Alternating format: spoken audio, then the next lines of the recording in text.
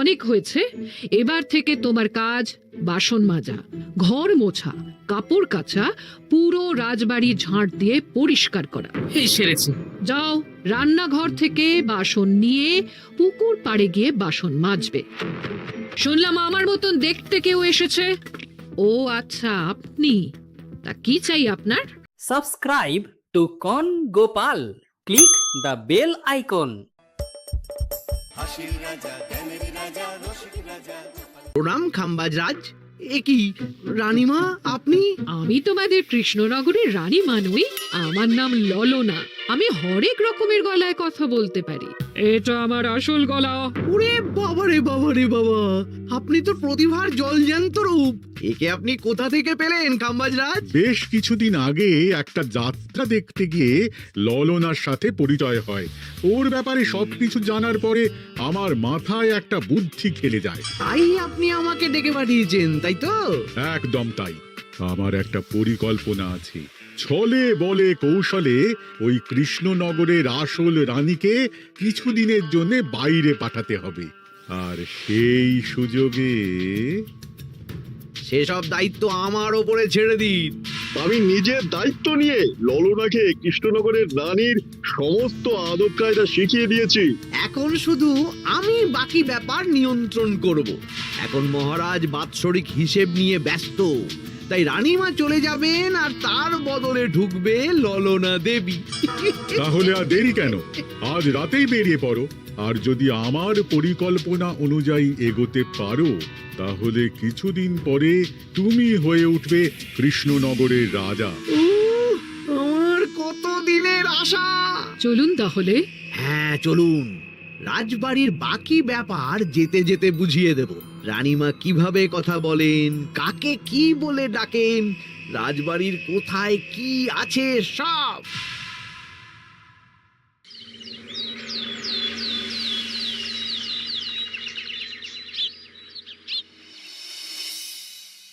কি গো গিন্নি, জ্বরটা নেমেছে? এই জ্বরটা কমেছে, কিন্তু শরীরটা খুব দুর্বল গো। তুমি পারলে ভাতটা রান্না করে রাজবাড়ি যাও। আমি বেলার দিকে এই কিছু একটা তরকারি করব। না না গিন্নি, তোমাকে এই শরীরে রান্না করতে হবে না। আমি তরকারির সবজি কুটে রাখছি। হ্যাঁ, ওই পুটির মাকে বলে রাখবো, ও এসে রান্না করে দেবে। তাহলে তো ভালোই হয়। জ্বরে একেবারে শরীরটা দুর্বল করে দিয়েছে গো। হ্যাঁ, তুমি বিশ্রাম নাও গিন্নি, আমি রান্নাঘরে যাই। কি গোপাল আজকে এখনো এলো না? ও কোনোদিন সময় এসেছে মহারাজ? ওকে তাড়িয়ে আপনি একটা কাককে রাজসভায় রাখলেও সে সময়ে আসবে। আসলে গোপালের গিন্নির খুব জ্বর, আমি দেখে এসেছি। তাই হয়তো ওর গিন্নির সেবা শুশ্রূষা করতে গিয়ে গোপালের দেরি হচ্ছে। তোমাকে আর গোপালের হয়ে কাসুন্দি গাইতে হবে না। এই তোমরা থামো তো। একটু দেরি হয়ে গেল মহারাজ। আসলে গিন্নির খুব জ্বর, তাই কিছুটা রান্না করে এলাম। আচ্ছা আচ্ছা আচ্ছা, তা এখন তোমার গিন্নির শরীর কেমন আছে? আগের থেকে ভালো আছে মহারাজ। জ্বরটা কমেছে, কিন্তু শরীর খুব দুর্বল। বেশ বেশ, একটু যত্নআত্তি করো। যাই হোক, আজকে সারা বছরের খরচের হিসেব আর আগামী অর্থনৈতিক বছরের প্রকল্প নিয়ে আলোচনা হবে। আলোচনা শুরু করা হোক। বিগত অর্থনৈতিক বছরে বিভিন্ন খাতে মোট খরচ হয়েছে 15,700 মোহর, আর বিভিন্ন কর বাবদ উপার্জন হয়েছে 22,000 মোহর। তাহলে তো মহারাজ ভালোই লাভ হয়েছে। এবার আমাদের দিকে একটু নয়ন মেলে তাকালেই হয়। সেসব তো দেখবই, কিন্তু তার আগে আমি মন্ত্রীর সাথে বিগত বছরের সব খরচ নিয়ে হিসেবে বসবো। হ্যাঁ, বেশিরভাগ দায়িত্ব তো মন্ত্রীমশাইয়ের কাঁধেই থাকে, তাই উনি কোনো হিসেবে জল দিয়েছেন কিনা সেটাও পরখ করে নেওয়া যাবে। এত কাজের চাপ যাচ্ছে কদিন, শান্তিতে ঘুমোতেও পাচ্ছি না। মন্ত্রী, তুমি আজ বিকেলে রাজবাড়িতে চলে এসো। বিগত অর্থনৈতিক বছরের হিসেবগুলো একবার দুজনে বসে মিলিয়ে নেব। আচ্ছা মহারাজ, যা করার তাড়াতাড়ি করে নিতে হবে। এখন দেরি করলেই এই বছরের প্রকল্পগুলো শুরু করতে দেরি হয়ে যাবে। মহারাজের জয় হোক। বলো প্রহরী, তুমি কি কিছু বলবে? মহারাজ, একজন কালো চাদর মুড়ি দেওয়ার লোক এলেন আর আমার হাতে এই চিঠিটা ধরিয়ে দিয়ে চলে গেলেন। এই গরমে চাদর মুড়ি? অদ্ভুত লোকটা। কি রে বাবা? সর্বনাশ! কি হলো? তোমাদের রানীমার জ্যাঠামশাই খুব অসুস্থ, তাই পরিবারের সবার সাথে দেখা করতে চান। ও মা গো, আজ সভা এখানেই শেষ। এইবার শুরু হবে আসল খেলা। কি বলছেন মহারাজ? হ্যাঁ রানী, আমাকে এক্ষুনি জ্যাঠামশাইয়ের কাছে যাওয়ার বন্দোবস্ত করে দিন মহারাজ। কিন্তু রানী, তোমার জ্যাঠামশাইয়ের বাড়ি কৃষ্ণনগর থেকে ঘোড়ার গাড়িতে গেলেও তো 1.5 দিন সময় লেগে যাবে। এদিকে আমার এত কাজের চাপ। আপনি বরং কয়েকদিন পরে আসুন, আমাকে এক্ষুনি যেতে হবে মহারাজ। বেশ বেশ, আমি তোমার যাওয়ার ব্যবস্থা করছি। সাবধানে যেও রানী, আমি 2-3 দিনের মধ্যেই আসছি।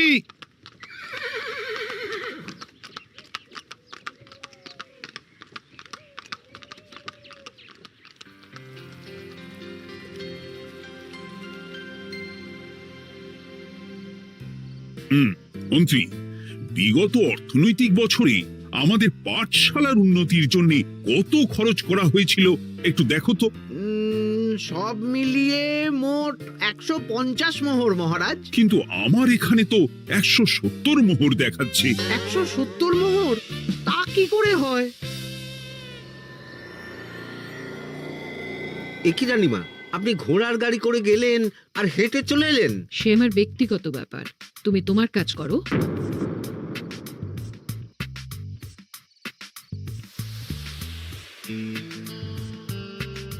এ কি রানী, তুমি চলে এলে? আমার শরীরটা খুব একটা ভালো লাগছে না মহারাজ, পেটটা কামড়াচ্ছে, তাই সহিশকে বললাম ঘোড়ার গাড়ি নিয়ে জ্যাঠামশাইকে দেখে আসতে, আর আমি বাড়ি চলে এলাম। ও, সহিশ এসে খবর দেবে, তারপর আমি আর আপনি দুজনে একসাথে যাব।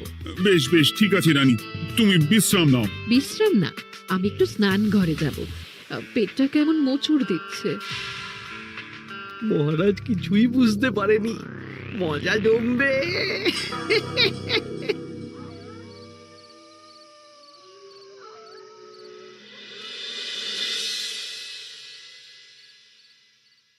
এ কি রানী, তুমি তোমার সব গয়না গাটি বের করছো কেন? আমার আর এই পুরনো নকশার গয়না পছন্দ নয় মহারাজ, ভাবছি কালকে সকালবেলা এই গয়নাগুলো শ্যাকরাকে দিয়ে শহুরে নকশায় নতুন গয়না বানাবো। কিন্তু এগুলো তো তোমার সবই পছন্দের গয়না। কিন্তু মহারাজ, আমি ভেবে দেখলাম এই গয়নাগুলো সবই বড্ড ভারী গয়না, আমি শহুরে আধুনিক নকশার হালকা গয়না পরবো।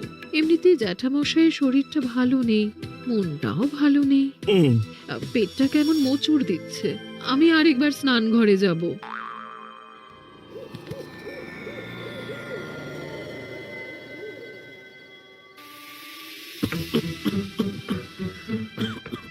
ওই তো মন্ত্রী মশাই এসেছে।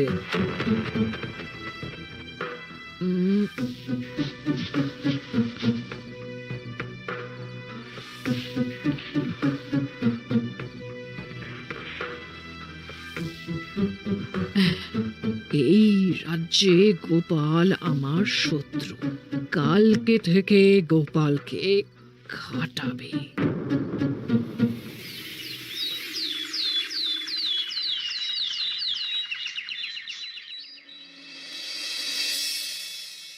হায় হায় হায়, কি হলো রানী, কি হলো? গতকাল রাতে আমার সমস্ত গয়না চুরি হয়ে গেছে। হ্যাঁ? বলো কি? প্রহরী, বলুন মহারাজ। গতকাল রাতে রানীর সব গয়না চুরি হয়ে গেছে।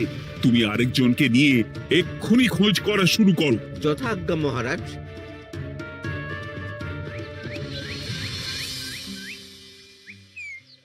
আমার সব গয়না চুরি হয়ে গেল, এবার আমি কি করব?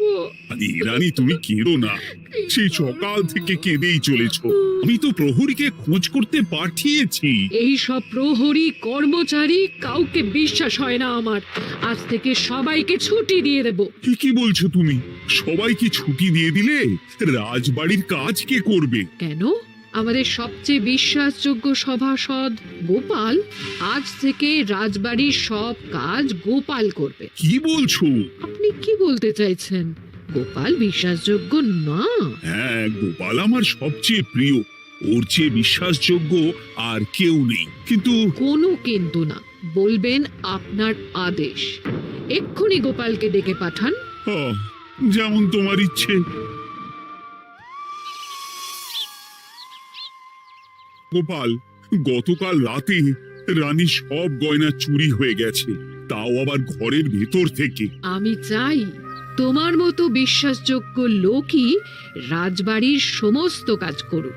মানেটা ঠিক বুঝতে পারলাম না রানীমা। মানে আমি রাজবাড়ির বেশিরভাগ কর্মচারীকে ছুটি দিয়ে দিচ্ছি, তার বদলে রাজবাড়ির কাজ করবে তুমি। কিন্তু কোনো কিন্তু না, রাজসভার ভাড়ামো অনেক হয়েছে।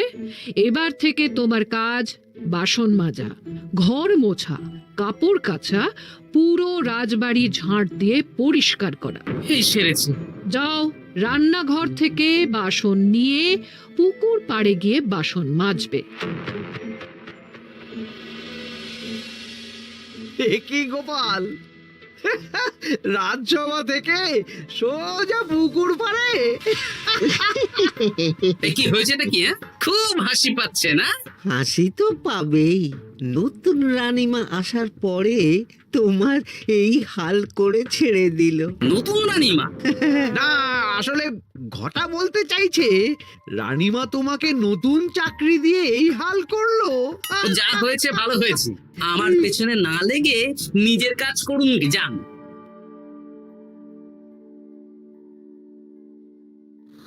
কোথায় কি বলতে হয় জানিস না নাকি? অভ্যেস নেই তো, তাই মুখ ফসকে বেরিয়ে গেছে।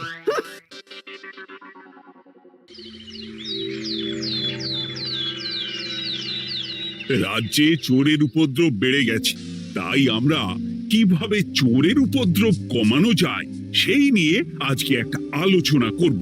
কিন্তু মহারাজ, রাজসভায় এখনো তো সবাই আসেনি। এই তো এসে গেছি। ওই রাজবাড়ির জামা কাপড় কাচ্ছিলাম।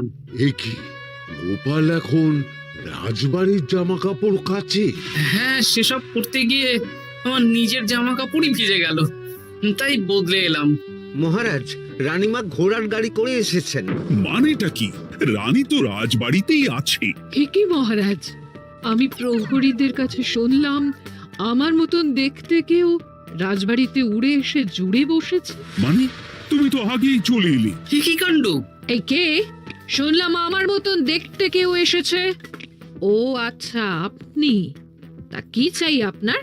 বোঝো কাণ্ড, একরকম দেখতে একরকম গলা।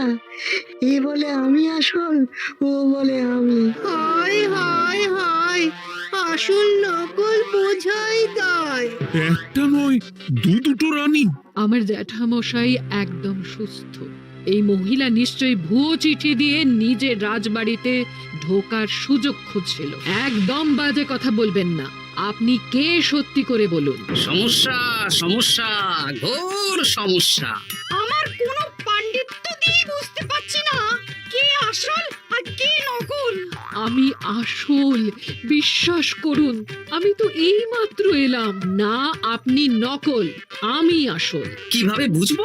আমি বলবো মহারাজ, এই যে এই রানী আসল। হ্যাঁ, কিন্তু মন্ত্রীমশাই, আপনি কি করে বুঝলেন? না মানে এই রানীমা তোমার উপরে এত ভরসা করে রাজবাড়ির কাজ করাচ্ছেন, কাউকে বিশ্বাস করেননি, একমাত্র তোমাকে বিশ্বাস করেছেন।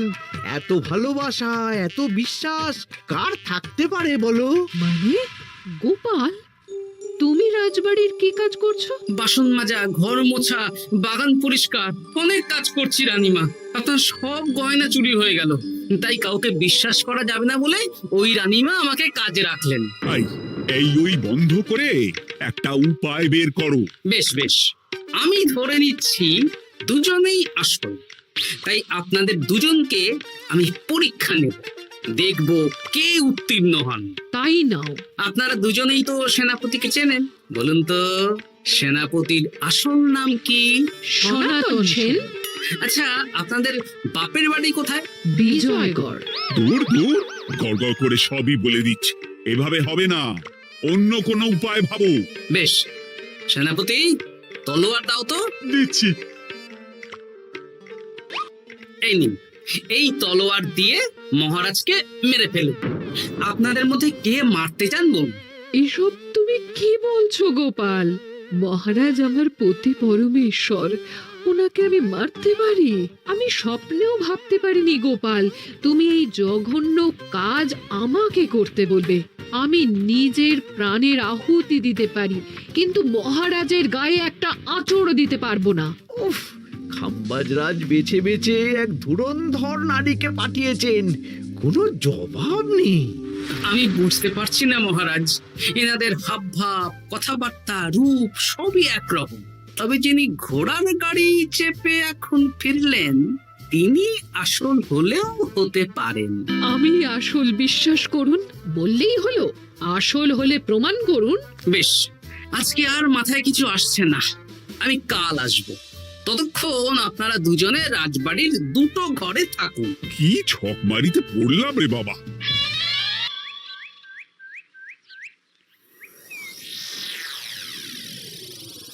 ললনা একদম তৈরি হয়ে এসেছে। দারুণ মজা হচ্ছে বলুন। এবার শুধু একবার আসল রানীকে সরিয়ে ললনা যদি রানী হয়ে যায়, তাহলে রানীর গয়নার মতন সব আমার হাতে চলে আসবে। তারপর কি হবে? তারপর ধীরে ধীরে মহারাজকেও কায়দা করে সরিয়ে দেব, আর খাম্বাজরাজ আর আমি এই দুজনে মিলে এই রাজ্য চালাবো। কি বুদ্ধি আপনার মাথায়।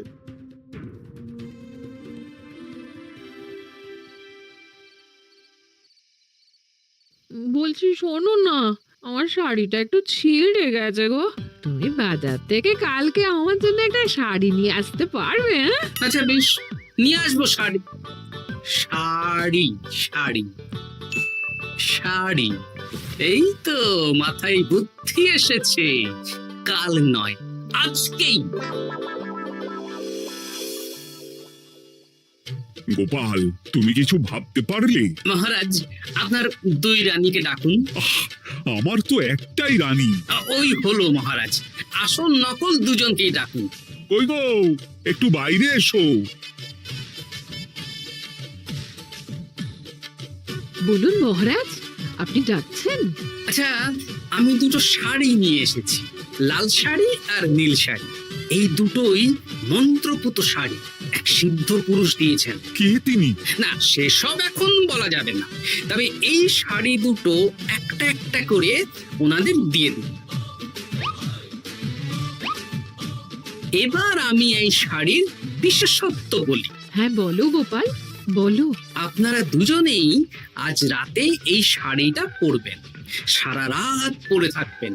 এই শাড়িগুলো 12 হাত মাপের শাড়ি। আগামীকাল সূর্যোদয় হওয়ার পরে যার শাড়ি 4 হাত কমবে, সেই হবে আসল রানী। আচ্ছা বেশ, তাহলে তোমরা দুজনেই এই শাড়ি পরে থাক। কাল সকাল সকাল রাজসভা বসবে, তখন তোমাদের শাড়ি গোপালের কাছে জমা দিও। আচ্ছা। আমি যে নকল সেটা বুঝতে দেওয়া যাবে না। কি করে এই শাড়িটা 4 হাত কেটে ফেলে ওই তো ফল কাটার ছড়ি কেটে ফেলো। কালকে আবার মজা হবে।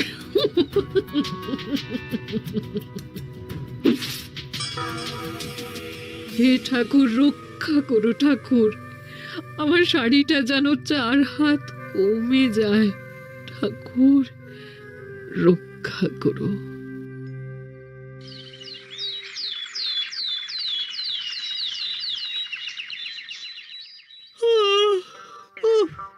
এত সকাল সকাল রাজসভা, দূর, ভালো করে ঘুমটাও হলো না। আমি তো ঘুমোইনি, চিন্তায় ঘুমই আসেনি। কই গো, তোমরা এসো। এই নিন আমার শাড়ি, এবার মেপে দেখুন, এটা 4 হাত কমে গেছে। এই দেখুন মহারাজ, বিশ্বাস করুন আমি আসল, কিন্তু এই শাড়িটা সারা রাত পরে থাকা সত্ত্বেও 4 হাত তো দূর, 4 আঙুলও কমেনি। লাল শাড়িটাই ছোট মনে হচ্ছে। তাহলে তুমি আসল? উফ, বাবা, বাঁচা গেল। আয়, কে আছো?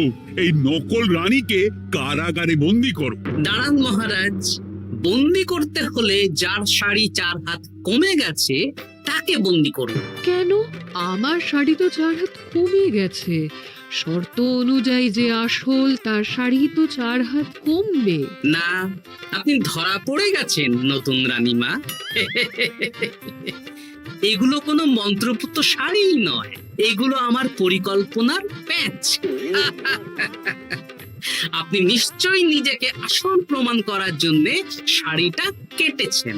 না মানে, না না না, তাহলে কমলো কি করে? না মানে হয়ে গেল।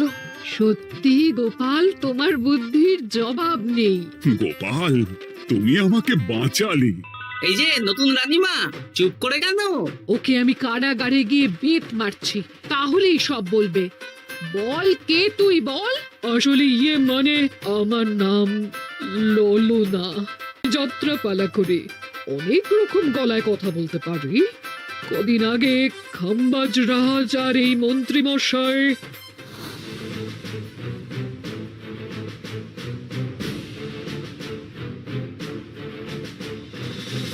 বাবা বাবা, এ তো দেখছি ললনার ছলনা।